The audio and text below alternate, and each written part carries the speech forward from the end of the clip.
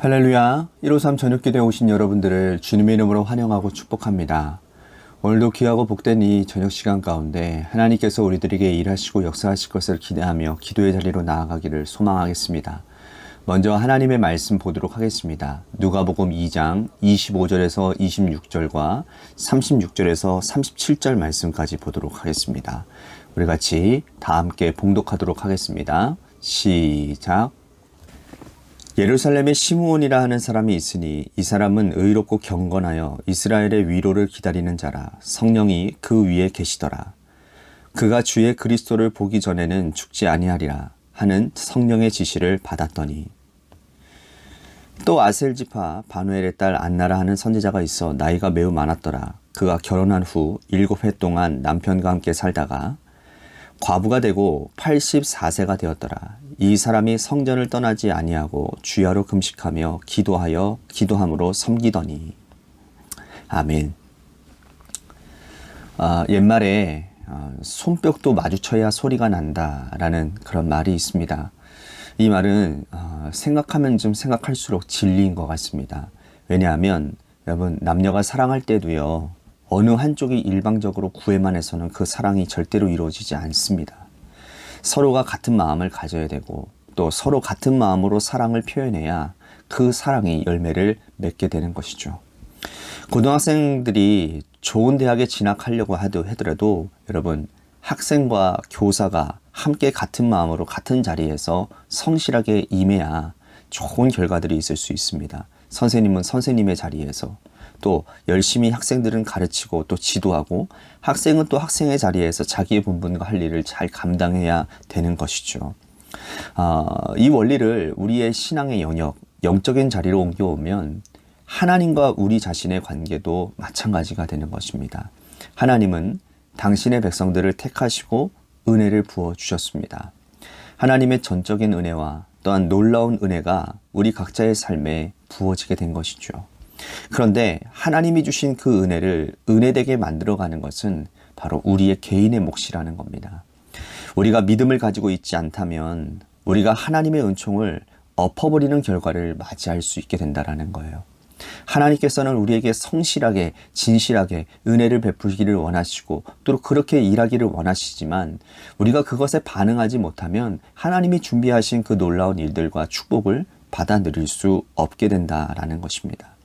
오늘 우리가 살펴본 이 본문 말씀에 나오는 시므온 할아버지와 또 안나 할머니, 이 두 분은 하나님의 전적인 은혜를 진실로 은혜되게 만든 사람 중에 한 사람들이라고 할 수가 있습니다. 예수님 당시에는 많은 사람들이 메시아를 기다렸어요. 이스라엘 백성들에게 메시아는 어떤 의미였습니까? 이사야 선지자가 메시아를 예언한 이후로 약 700여 년 동안 이스라엘 백성들은 진실로 이 메시아가 오기를 기다렸습니다. 그분이 오시면 우리의 피폐한 인생이 회복되어지고 지금 겪고 있는 이 식민지의 생활이 우리들이 독립을 얻고 하나님 나라, 우리 자주국가를 이룰 수 있겠다라는 생각을 가지고 있었고, 그래서 그들이 그러한 염원을 가지고 다윗과 같은 그러한 위대한 왕 같은 그러한 메시아가 오기만을 학수고대했다라는 것이죠. 그런데 700여 년 동안이나 아무런 응답이 없었다라는 겁니다. 그들은 메시아를 대망하며 경건하게 지내고 또 기다렸지만 메시아는 오지 않았습니다.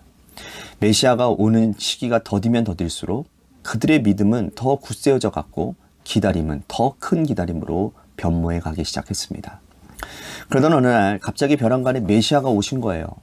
그런데 사람들이 상상하지 못했던 방식으로, 사람들이 한 번도 생각하지 못했던 방식으로 메시아가 이 땅에 오신 거죠. 그런데 메시아가 오실 때 사람들은 눈치를 채지 못했습니다. 하나님께서 이 시므온 할아버지와 안나 할머니에게 성령의 은총으로 그들에게 말씀해 주셨어요. 너희들은 메시아를 만날 것이고 메시아를 안아보는 놀라운 축복과 특권을 누리게 될 것이다 라고 말씀해 주셨습니다. 난지 8일 만에 예수님께서 성전에 올라가서 할례를 받으시죠. 그때 이 두 분이 어린 아기 예수님을 안아보게 되는 그러한 특권을 누리게 되는 거죠. 그런데 시므온 할아버지와 안나 할머니가 도대체 어떤 사람들이었기에 이 메시아를 대망했던 수많은 사람들보다 먼저 선택받고 예수님을 알아보는 특권을 누리게 되는 것일까요? 이것은 하나님의 전적인 주권하에 있는 일이고요. 하나님의 은혜라고 밖에는 우리들이 설명할 길이 없는 것입니다. 시므온과 안나 이전에도 많은 경건한 사람들이 있었거든요. 경건은 그들을 따라오지 못할 정도로 경건한 사람들이 많이 있었어요. 하지만 하나님의 선택은 이 시므온과 안나였다라는 겁니다. 우리는 여기서 하나님의 전적인 주권에 토를 달 수가 없는 것입니다. 하나님은 왜 시므온과 안나만을 택해서 다른 이들은 택하지를 않으셨는가? 토기장이가 토기를 선택하는 것을 토기가 토기장이를 책망할 수 없는 것 같이 우리는 하나님의 전적인 주권과 하나님의 일방적인 선택에 우리는 토를 달 수 없는 것입니다. 이거는 전적인 하나님의 영역이기 때문인 거예요. 하나님께서 이스라엘 백성들을 먼저 택하셨습니다. 하나님의 선민이었죠. 이 하나님의 선택에 대해서 누가 말할 수 있겠습니까? 이것 또한 하나님의 전적인 권한인데 말이죠. 선택받은 자도 우리가 왜 선택을 받았는지 알 수 없습니다. 도무지 알 길이 없어요. 이거는 하나님의 주권적인 것이고 일방적인 일이기 때문입니다.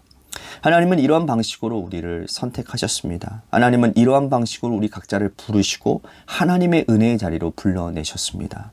이 하나님의 놀라운 은혜를 우리 인간의 지혜와 인간의 논리로 여러분 설명할 길은 아무것도 없습니다. 이렇게 하나님의 귀한 은혜가 우리 모든 사람들에게 주어지고 있다는 거예요. 그 옛날 시므온과 안나를 선택하셨던 하나님의 그 은총이 오늘 우리들에게도 하나님은 무한한 가능성을 가지고 많은 사람들에게 은혜를 베풀고 계십니다. 그런데 문제는 그 다음이라는 거예요.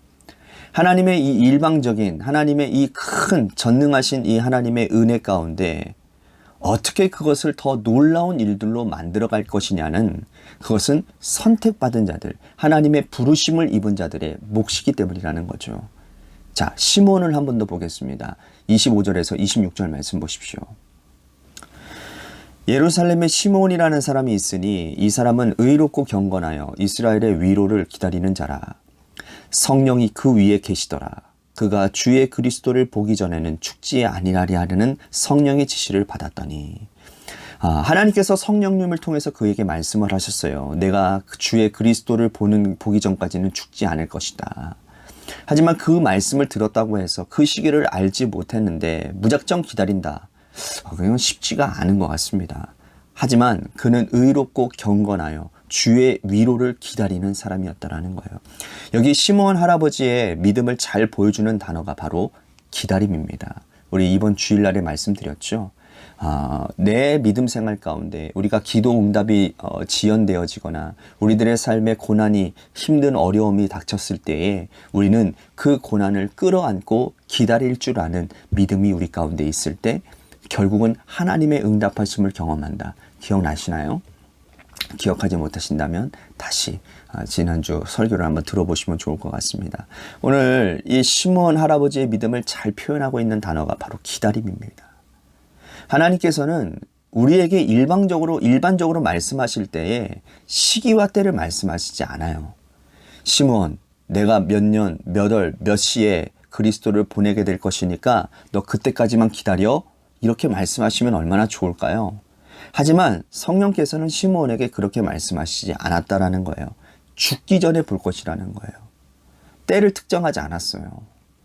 그 이후부터 시므온은 무작정 기다려야 되는 겁니다. 여러분, 얼마나 힘든 일입니까? 그런데 이 시므온이라고 하는 분은 기다림 가운데 성실했다라는 거예요. 의롭고 경건했어요. 매일같이 성전을 출입하며 자신이 해야 될 일을 감당했다라는 거죠. 묵묵히 믿음 생활했다 그 말이라는 거예요. 이것이 바로 믿음이라는 거죠. 믿음은 그냥 나타나는 것이 아니라 성실함 가운데 나타난다라는 거예요. 시므온뿐만이 아닙니다. 여러분, 안나 할머니도 역시 그랬다라는 거예요. 36절과 37절 말씀 보십시오.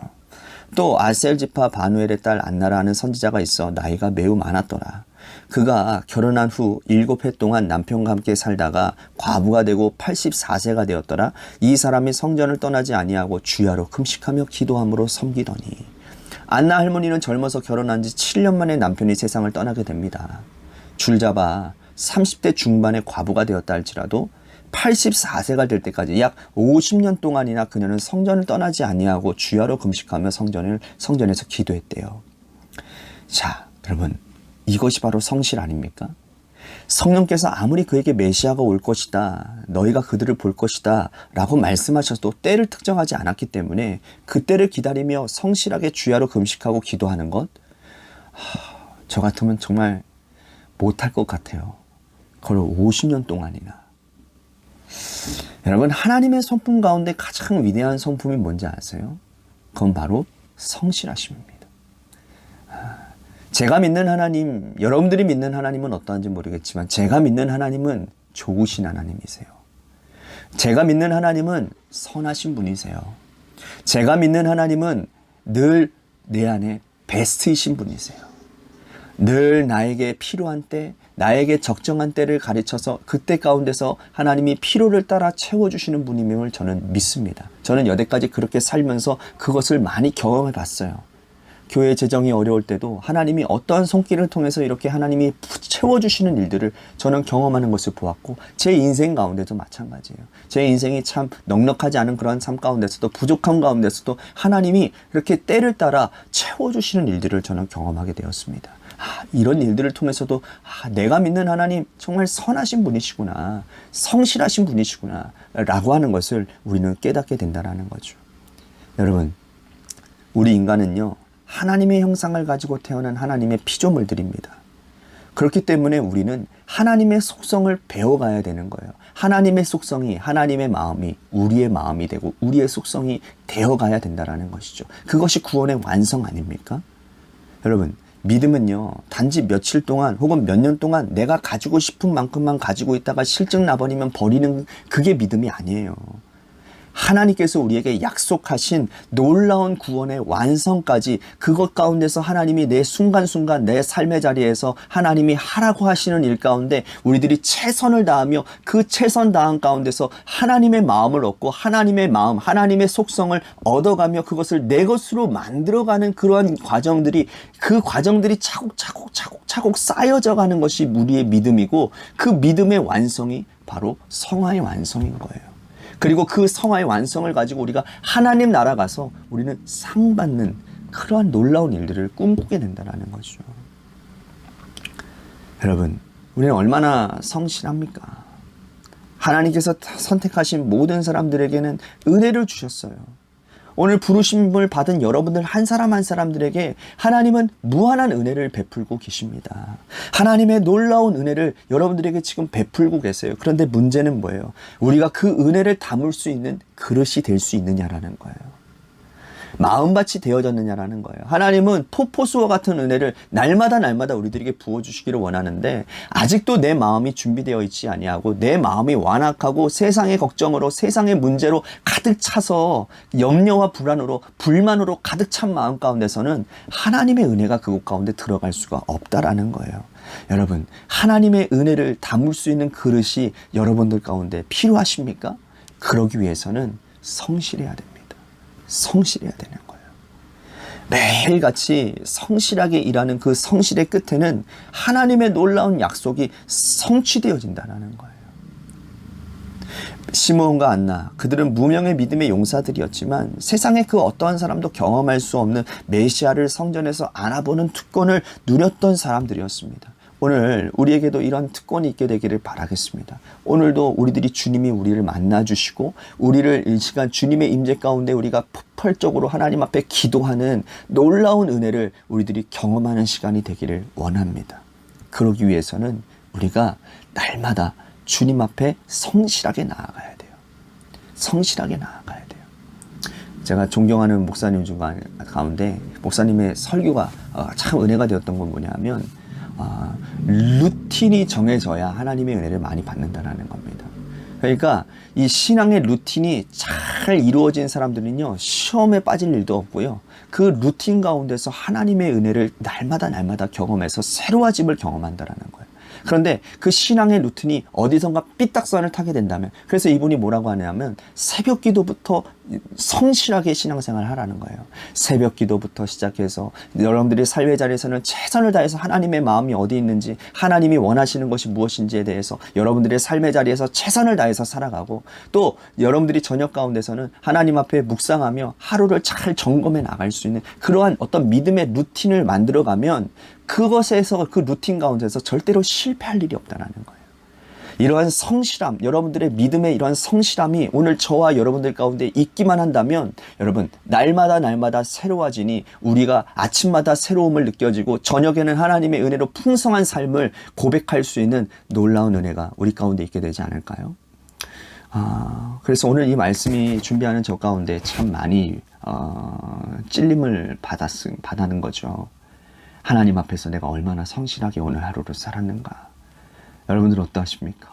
오늘 여러분들의 삶의 자리 가운데 성실함이 있으십니까? 우리 관악교회 성도님들이라면 다 성실하게 잘 사셔서 오늘 이 저녁이, 하나님 제가 이렇게 수고했습니다, 하나님의 은혜를 붙들고자 이렇게 힘들었습니다, 하나님의 위로가 필요합니다, 이렇게 기도의 자리로 다 나아가게 될 줄로 믿습니다.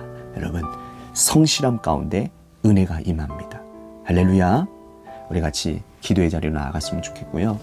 또 한 가지, 우리 교회를 위해서 기도하고 있습니다. 하나님께서 세워주신 몸된 교회 재개발 가운데서 하나님의 선한 뜻 가운데 은혜를 부어 주시옵소서. 그래서 오늘 말씀이 좀 적용되어지는 것 같아요. 이 재개발이라고 하는 상황을 우리들이 외면하고 회피하는 것이 아니라, 그저 무관심으로 일관하는 것이 아니라, 이 재개발 가운데서 우리들이 하나님의 마음이 감동되어지는 곳 가운데서 최선을 다하고 정말 성실히 하나님의 마음 가운데 부합하는 행동을, 그러한 일들을 해 나가면서 우리들이 이 일들을 준비해 나간다면 분명히 하나님이 우리들이 상상한 것 이상으로 하나님이 은혜 베풀어 주실 거라고 저는 생각을 합니다. 그래서 이 재개발은 오늘 우리들에게는 굉장히 큰 기회라고 저는 생각을 하는 거예요. 여러분, 저의 마음이 여러분들의 마음이 되었으면 좋겠고요. 제 마음이 곧 하나님의 마음이라고 저는 믿습니다. 그렇기 때문에 이 재개발 가운데 우리 교회가 맡은 사명들 충실하게 잘 감당하고, 그리고 하나님의 도우심을 구하는 그래서 순탄하게 이 모든 재개발이 잘 이루어지게 해달라고 우리 같이 기도했으면 좋겠습니다. 또한 육신의 질병으로 고통당하시는 분들 많이 있습니다. 여러분들 그분들을 위해서 기도해 주시고, 또한 우리 고3 수험생과 또한 우리 이예림 청년을 위해서 기도하겠습니다. 이예림 청년이 지난주에 면접 시험을 잘 봤다고 합니다. 그리고 7월 4일인가요? 그때 결과가 나온다고 하니까요. 여러분들 얼마 남지 않은 기간 동안 우리 같이 합심해서 기도했으면 좋겠습니다. 또한 우리 여러분들의 삶의 자리와 여러분들의 자녀들을 위해서 기도하시다가 이 시간 돌아가시기를 바라겠습니다. 우리 노래 끝날 때까지 함께 기도하며 나아가겠습니다. 기도하시겠습니다.